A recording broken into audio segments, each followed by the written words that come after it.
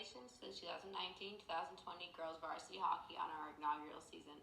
The team competed in the always competitive Cape and Islands League, holding their own against established teams.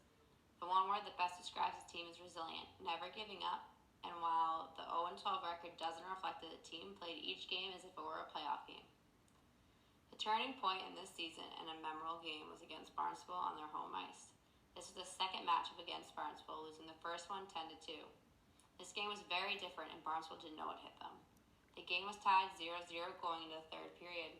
While Barnstable came out on top, winning 3-0, this single game proved to the girls as well as the rest of the league that Nantucket was here to stay.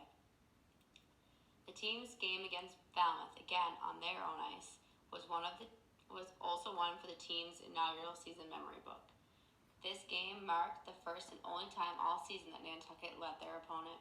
The Whalers held a 1-0 lead for more than half of the game. In the end, Falmouth came out on top with a 6-2 win. The scoreboard does not reflect the grit and the hard work that the team constantly played with. Most watching would have guessed the score was 2-1.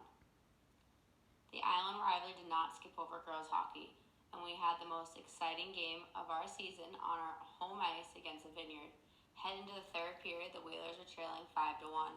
The Whalers scored 3 unanswered goals and trailed 5-4, taking the last shots of the game in an attempt to tie it up. While the loss to the Vineyard is always hard to swallow, this game was exciting and lived up to the rivalry.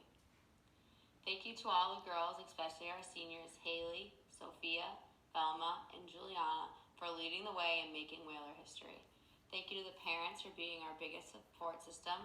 Thank you to the fans who came out to support the first-year team. And lastly, thank you to Nantucket High School Athletics for supporting a girls hockey program.